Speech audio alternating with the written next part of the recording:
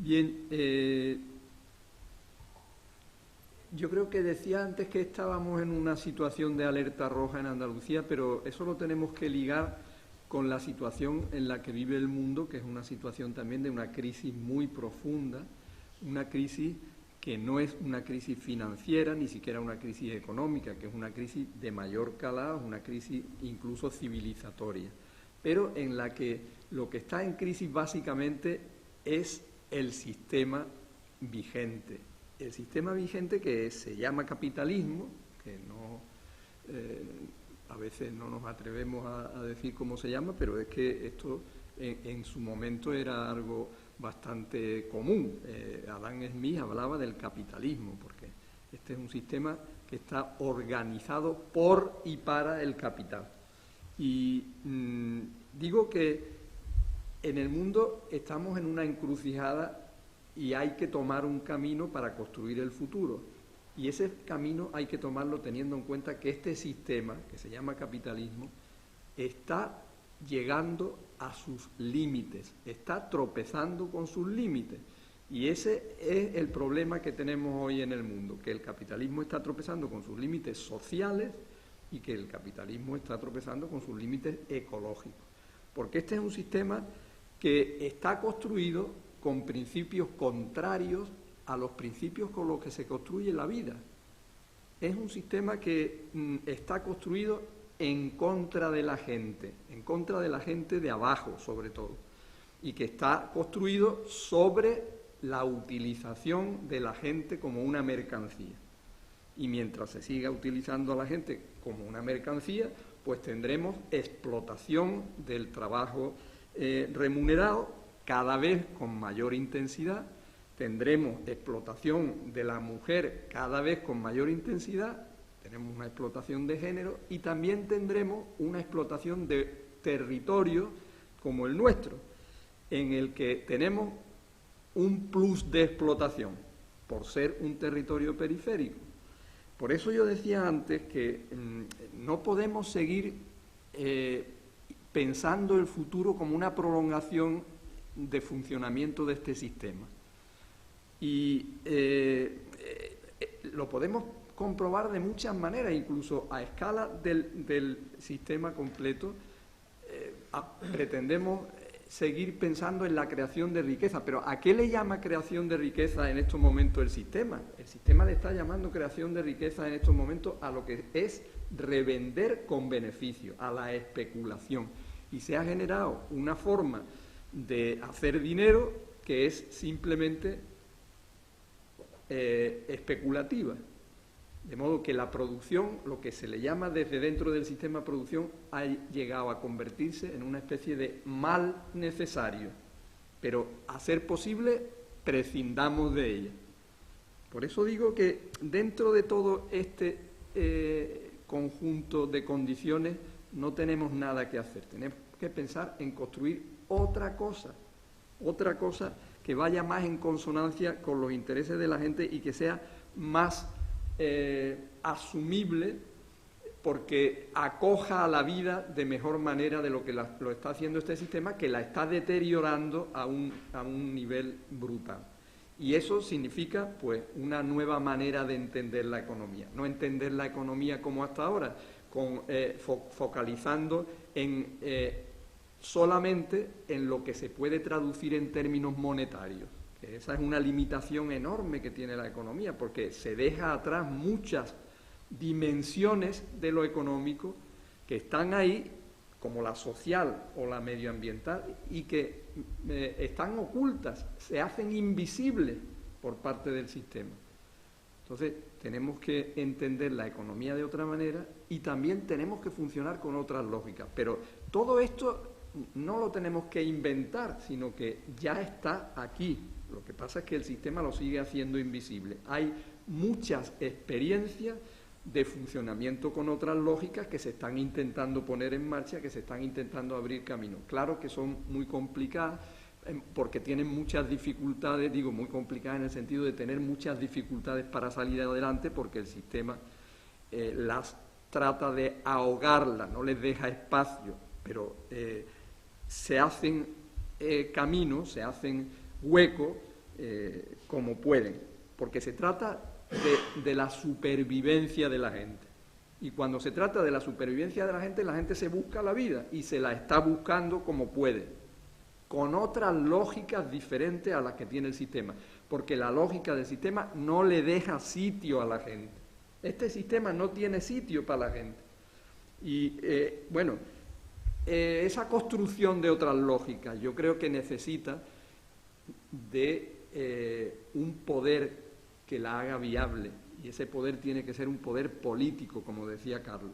De modo que hay, digamos, algo prioritario, que es rescatar la política del secuestro al que la tienen sometida los partidos políticos. Este sistema político es un sistema político al servicio de la acumulación de capital. Tenemos que construir otro entre todos, y esa es una tarea que llama a nuestra responsabilidad como ciudadanos. No solamente tenemos que exigir derechos, sino que también tenemos que asumir responsabilidades, y una de las que tenemos que asumir es la participación en la construcción de un nuevo sistema político.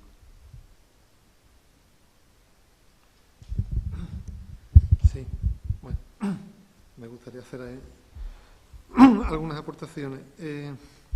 Todos los estudios a nivel internacional indican que el 70% de las profesiones del futuro no tienen aún una formación estructurada por la evolución cada vez más rápida, ¿no?, de una sociedad tecnológica. Eso requiere que una capacidad adaptativa mucho mayor, ¿no?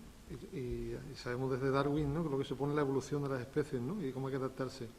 Para adaptarse hace falta ciudadanos con más capacidades y habilidades.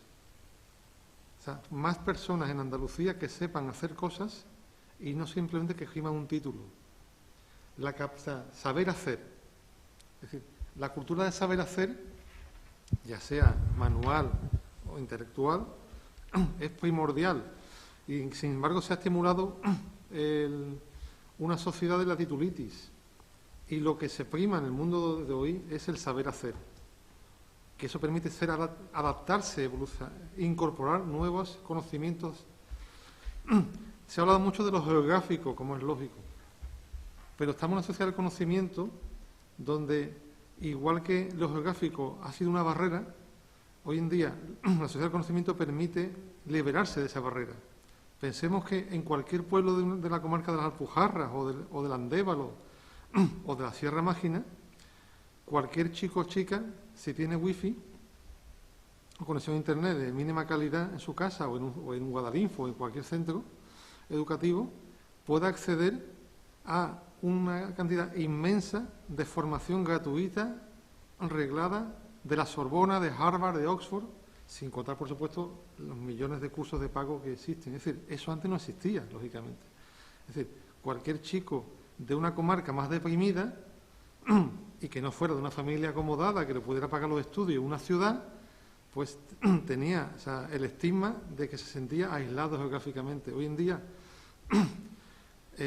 no solo se puede uno complementar y enriquecer su formación en cualquier ámbito, liberándose de los hándicaps geográficos, sino que también se puede desarrollar economía de esa manera. Pensemos, se habla mucho del tema de las pymes, que duda cabe que nos hacen falta en Andalucía muchas más empresas de más de 1000 trabajadores, evidentemente.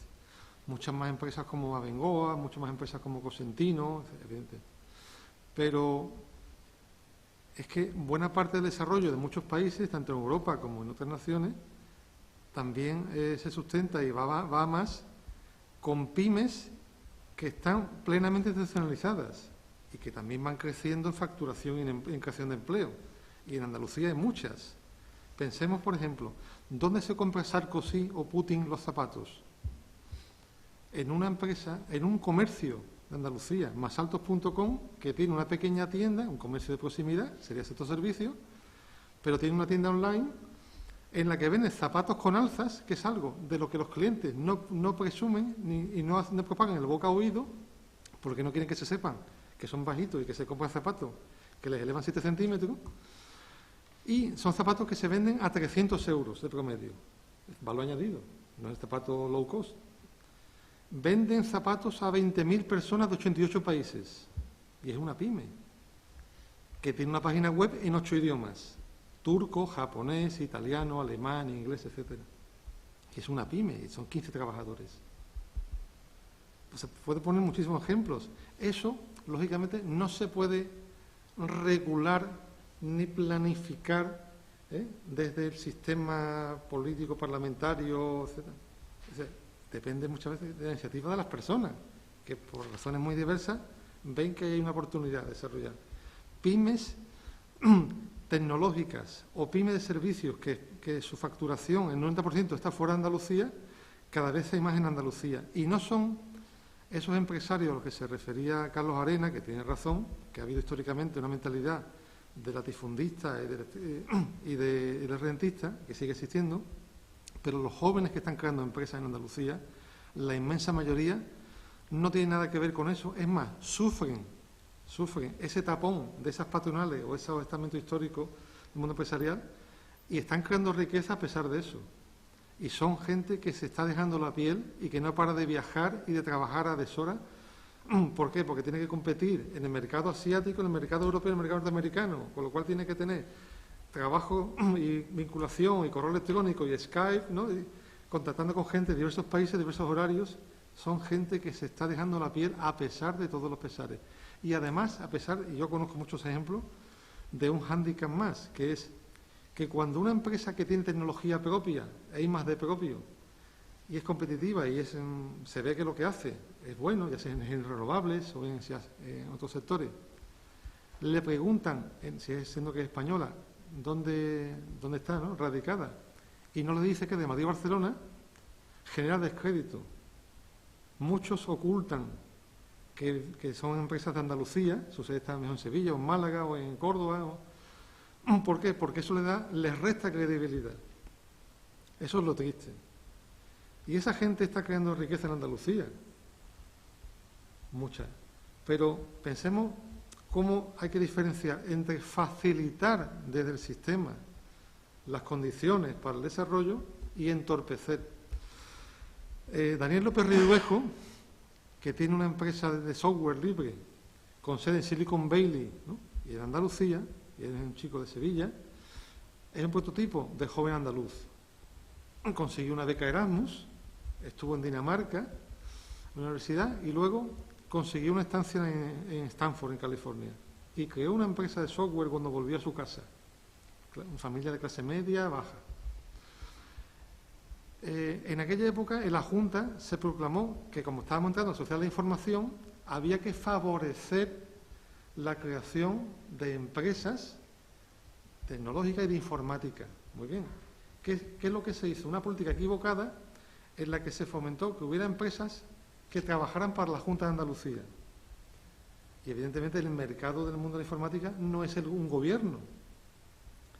Cuando este chico, con 28 años, que había estado en la California de los garajes, literalmente, ¿no?, la que se creaba en empresas como Google, puso en marcha su empresa, hizo una selección entre los mejores jóvenes de las universidades andaluzas, les ofreció trabajo, y le ofreció trabajo pagándole un buen salario con contratos indefinidos, pero también con un porcentaje de rendimiento, o sea, y de suplemento salarial en función de los objetivos que se fueran alcanzando.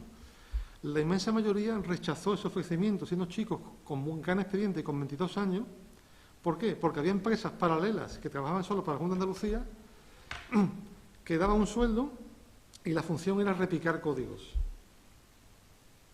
Es decir, si con 22 años los chicos en Andalucía rechazaban un contrato indefinido hace 10 años, de 1.500 euros, porque en su casa, su familia no entendían que le ofrecieran unas stock options para que podían ganar hasta 4.000 euros y preferían trabajar en una empresa que les pagaba 1.800 y punto, y no se tenía que complicar la vida porque era replicar códigos.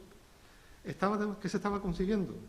Que jóvenes talentos se estaban, entre comillas, aburguesando con 22 años y no estaban entrando en empresas con una dimensión que pueden ser internacionales. Hoy en día, esta empresa factura en 50 países Y muchos de esos chicos hoy tienen 35 años y están en el paro, porque muchas de esas empresas, la Junta se fue deshaciendo de esa actividad paralela y hoy en día pues no se han reciclado.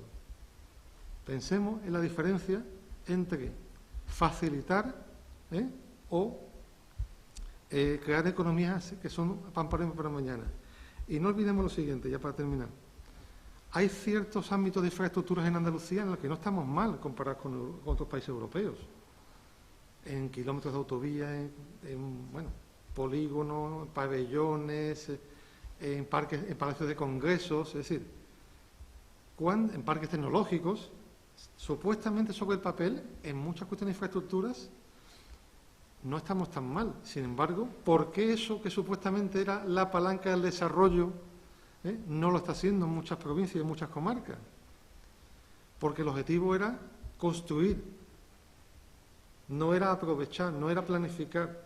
¿Y cómo se le saca partido a las infraestructuras? Lo sacan las personas, y para eso hace falta personas que sean ellas mismas la palanca. Insisto, la infraestructura que hace falta en Andalucía son personas, no autopistas, personas.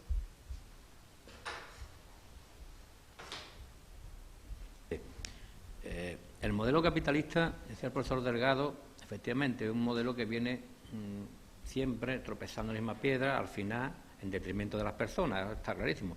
Más un modelo que se reinventa cada vez que viene un proceso cíclico de crisis económica, se reinventa, se adapta, está ahí permanentemente, como esas enfermedades crónicas, ¿no?, que no hay forma de eliminar. Está claro.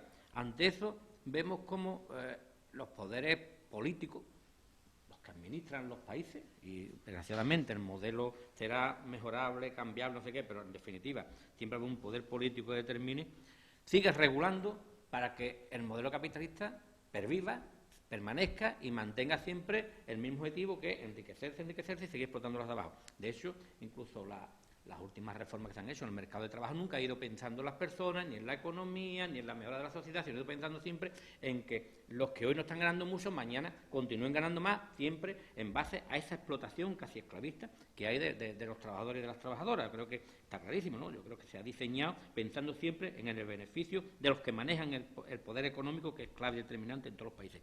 Ahora, ante esto, ¿qué es lo que sucede? Pues hay una cuestión que los modelos políticos, los partidos, pues tienen que reflexionar. Pero hay algo que va a ser innegable, por lo menos desde nuestro punto de vista, desde mi punto de vista personal, que es la ideología. ¿Qué papel tiene que jugar la persona en la sociedad? ¿Y sobre qué base se asientan esos valores? Claro, y cuando aparecen, hay quien dice, no, es que no tengo ideología, es que yo me muevo por no sé qué criterio, no, es que nosotros no... Mire usted, yo eso le tengo un yuyu más que a las enfermedades. Yo prefiero una ideología que cometa errores a aquellos que van por la vida pensando que están por encima de la ideología. Eso es clarísimo, porque normalmente la persona siempre la usan como los clines, de usar y tirar, mientras que me sirve para que me explote no sé cuánto. Mientras que sea un mínimo de ideología, desde mi percepción, tiene que ser, lógicamente, no de la ideología conservadora, no sé qué, sino de la ideología de la que yo siempre me he sentido orgulloso, que es de la izquierda, pues la persona siempre va a ocupar un lugar diferente. Entonces, para mí es fundamental que lo que hagamos, las decisiones políticas, lo que hagamos en el día a día, tiene que tener un modelo de sociedad basado en el desarrollo sostenible, en no sé qué, en la igualdad, en los valores, no sé cuánto, y eso hay que hacerlo desde las administraciones, fundamentalmente, pero partiendo de que no se gestiona. La administración no solamente tiene que gestionar, sino también tienen que decidir y tomar decisiones que tienen que ver también con el pozo ideológico que tienen dentro. Yo creo en las pymes. Lo que pasa es que cuando estamos hablando de Andalucía, con más de 8 millones, creo que de personas, cerca de 9 millones de personas, pensar que, con ejemplo, que se merecen todo, y no porque no, yo creo que ese tipo de pymes son las que nos dan fuerza, nos dan valor, y al final están cada día, pues que los andaluces nos sintamos orgullosos de ellas. Salir de esta situación actual de 1.400.000 personas en desempleo a corto plazo, o además de esas personas emprendedoras que se le ocurra que son gente privilegiada sin ayuda de ningún tipo, porque además es cierto, muchas veces las administraciones entorpecen más que ayudan. Y hay un amigo mío empresario, hoy anda el hombre por aquí, por estas historias, que decía muchas ayudas que no entorpece. La mejor forma de ayudar muchas veces es quitarse de partido. Yo creo que es cierto, ¿no? Muchas veces las administraciones han servido de tapón para evitar que se desarrollen ciertas ideas, que puedan crecer, etcétera, etcétera. Yo creo que necesita ese impulso político, decir qué queremos hacer con Andalucía, qué queremos que sean los andaluces mañana, qué tenemos y qué podemos hacer que venga.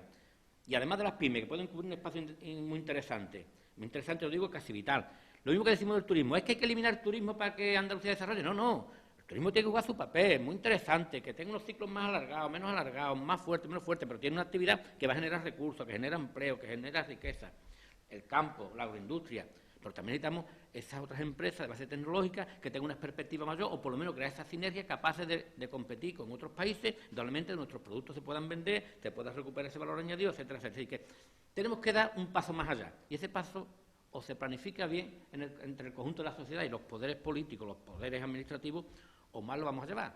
Yo creo que ese es el gran reto que tenemos por delante. ¿Qué tenemos, qué podemos hacer y qué ponemos al servicio de los demás? Y sobre todo ahí, pues está claro, y antes decía Carlos, la investigación, es cierto, pues quitando 4 empresas que aportan algo, tengo compañeros y amigos que trabajan en la Universidad de Cádiz, dice, bueno, para que te llegue un proyecto de investigación que te den 10.000 euros, que al final hay una parte para la universidad que no tengo que comprar los materiales, y al final para investigar me queda 1.500 euros. Cositas muy pequeñas, realmente no hay una apuesta por que la universidad investigue, que es la clave para que ese futuro pueda ser diferente. Entonces, para mí es determinante qué modelo de sociedad queremos, qué valor tenemos que preservar, qué papel juegan las personas y sobre todo cómo le sacamos el rendimiento a lo que tenemos y además qué podemos aportar para que esas empresas de base tecnológica sigan teniendo esa base en Andalucía o por lo menos se instalen en Andalucía. Hace importante que Acerinox decida, por razones de tipo político y no sé qué historia, decir, monto mi sede central en Andalucía. Pues es importante que lo haya hecho. Pues eso está dando lo que decías tú, perdona que te tuteé, en términos de la localización. ¿De dónde son las empresas? De Madrid, Barcelona, de Andalucía. Acerinox tiene su sede social en Andalucía. Pues importante. Te vengo hasta entrar en Andalucía y si mañana viene no sé qué, en Andalucía. Eso va ayudando que también el nombre de Andalucía se conozca además de por esos tópicos, por algunos muy merecidos, otros no merecidos, pero que salgamos también de ese boquete en el que estamos metidos y se convierta en una referencia, porque creo que hay razones, hay posibilidades y potencialidades, ¿no?, para hacerlo ese futuro. Bien, yo me siento muy cómodo con el lenguaje y con los mensajes que estáis dando. Estoy totalmente de acuerdo con Manuel Delgado cuando habla de que no solamente hay que reclamar derechos, sino también hay que reclamar responsabilidades individuales. El futuro es nuestro siempre que queramos. Si dejamos que los otros nos hagan la política y nos hagan la economía, evidentemente seguiremos padeciendo lo que hasta ahora, ¿no? Walby hablaba de las personas, es lo mismo. Y tú también hablas de las ideologías personales, o sea que al fin y al cabo en esa trayectoria me encuentro desde mucho tiempo de reclamar a las personas y a los individuos esa responsabilidad para cambiar los asuntos. Lo que pasa es que yo creo que hace falta algo más, ¿no? Una cosa es que haya empresarios y que haya buenos empresarios, pequeños y medianos empresarios, que tomen iniciativas y que sean, como se dicen ahora, emprendedores, que exporten y tal, pero bueno, esas golondrinas no hacen todavía un verano, ¿eh? Y esos están aislados, no forman clústeres, no forman distritos industriales. Falta ese clima industrial, ese clima empresarial que yo dudo que a fuerza de voluntad personal se llegue alguna vez a concluir si no se cambian realmente las instituciones, tanto las informales como las formales, ¿no? Las informales es lo que hablábamos antes, ¿no?, de esa mentalidad rentista. Yo no sé si he hecho mal en referirme al latifundio, como si todavía estuviera yo viviendo como historiador del pasado, no sé, la cosa ha cambiado, ¿no? Y hacen falta, digamos, que las instituciones informales cambien y también que las formales cambien, ¿no? Hay que hacer conductismo, haciendo psicología social desde el poder hay que hacer conductismo. Hay que vetar, hay que, digamos, discriminar negativamente a aquellas iniciativas que son rentistas, que son especulativas, a través de los impuestos, a través de la escasez de ayuda, etcétera. No lo que se ha hecho aquí últimamente, ¿no?, que se ha beneficiado a los amiguetes o las multinacionales que han cogido y se han ido a los pocos años, sino aquellas empresas que tienden a unificarse, que tienden a vertebrar el territorio, que tienden a innovar, que tienden a este tipo de cosas, ¿no? Hace falta, ya te digo, una política, una actitud conductista dentro de la administración y hay que tener voluntad política para hacer ese tipo de política. Si no hay, como no lo ha habido, pues difícilmente vamos a cambiar el modelo productivo, sino difícilmente vamos a permitir que la gente tome, como decía Manolo, tenga portavocía, tenga voz y voto en el cambio que estamos necesitando. Bien, Quedan 27 minutos para las 12. Nos da tiempo a dar otro golpe por lo menos los que tengáis algo que decir o que haréis algo que decir.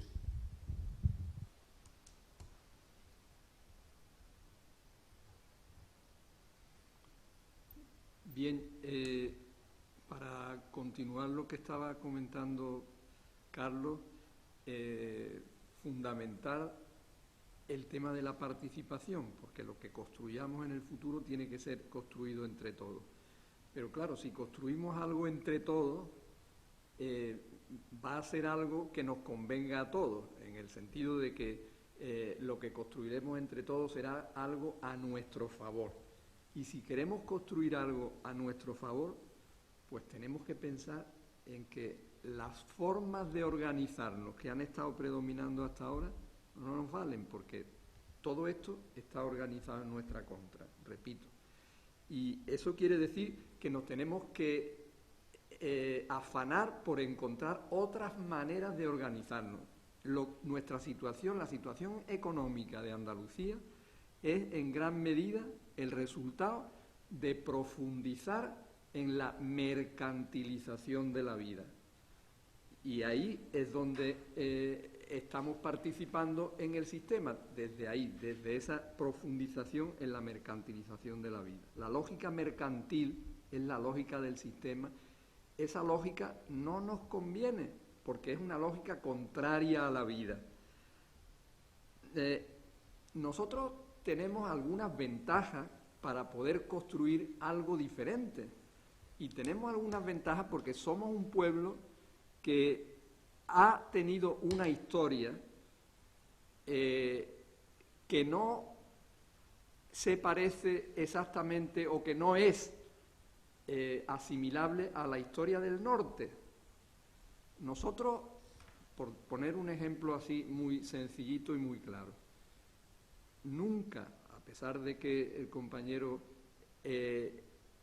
está desde hace muchos años trabajando en la industria, pero históricamente, como pueblo, nosotros nunca hemos tenido nuestras vidas como colectivo gobernadas por el reloj de una fábrica. Nosotros históricamente no hemos trabajado nunca de 8 a 2. Hemos trabajado de sol a sol. Como colectivo, digo, históricamente nuestros orígenes vienen de ahí. Nosotros nunca hemos tenido entonces la concepción del tiempo que se tiene en el norte. Y eso puede parecer un inconveniente, pero también puede ser una ventaja, puede ser un inconveniente para participar en el sistema profundizando la lógica mercantil. Por eso se nos achaca tanto ese inconveniente diciendo que somos gente que con esa concepción del tiempo no llegamos a ningún lado. Bien, pues esa concepción del tiempo es posible que sintonice mucho más con lo que se necesita que venga que la otra, porque la otra es una concepción del tiempo que impide que podamos disfrutar de la vida.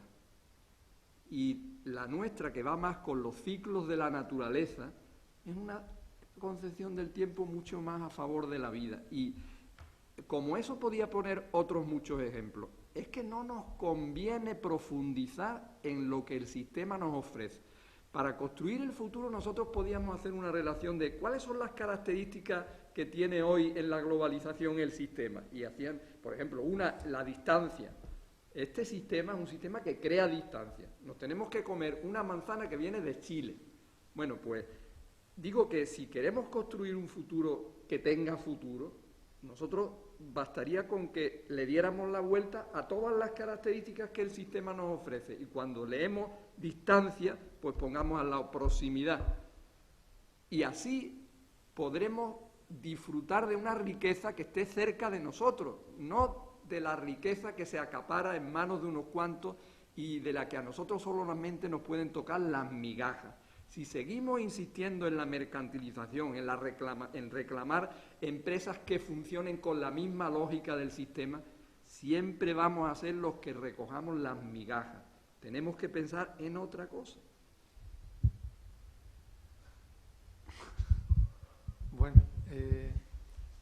Yo creo que la lógica del sistema en Andalucía no ha sido, desde el punto de vista empresarial, otra que la que nos ha llevado a lo que estamos. Cuando comentaba el tema de los horarios, ¿no? Me estaba acordando, los arquitectos más famosos de Andalucía a nivel internacional son los Cruyff Ortiz, que han sido galardonados, ¿no? en Holanda, con la mayor distinción por parte de los reyes de Holanda, por el éxito que ha tenido la restauración del Rijksmuseum de Holanda, el gran museo donde están los cuadros de Rembrandt y los grandes pintores holandeses.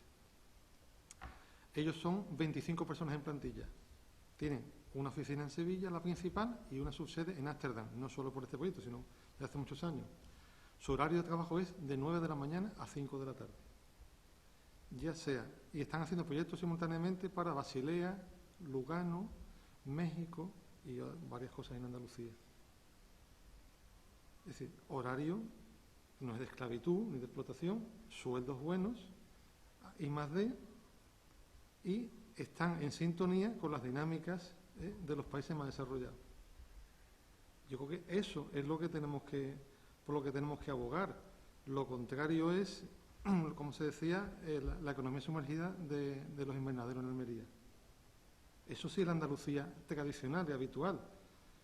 Es decir, las empresas que están creando desarrollo internacionalizado, muchas de ellas, como digo, pymes, pero es que todas las grandes empresas que son hoy líderes mundiales empezaron siendo pymes. Tienen unas dinámicas en cuanto a nivel medio salarial, condiciones laborales, mucho mejores que los sectores, de comillas, tradicionales. No lo olvidemos.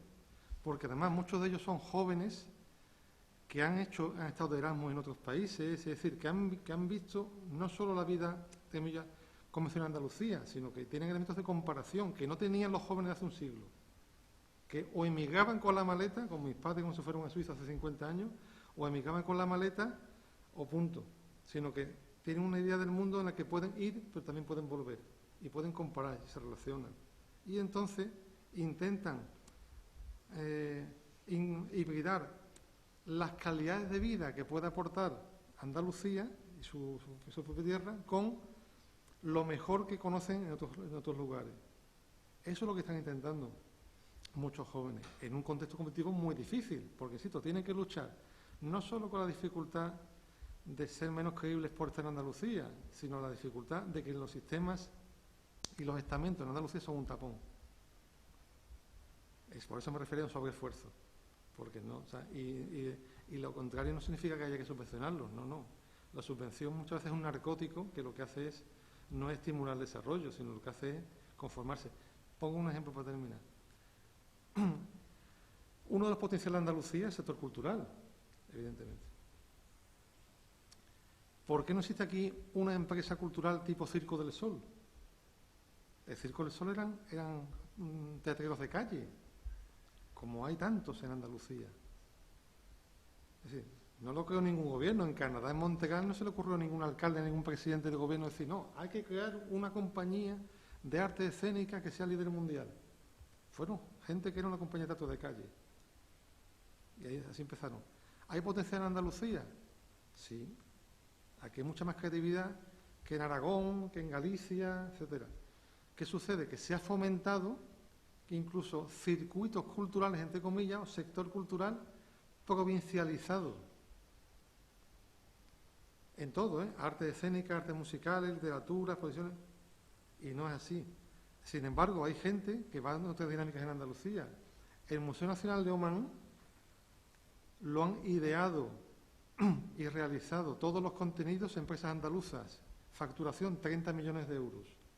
Si se limitaran a la mentalidad habitual de que a ver si el ayuntamiento de turno me hace un contrato, tal, pues de ahí no sale. Y eso es generar empleo de calidad.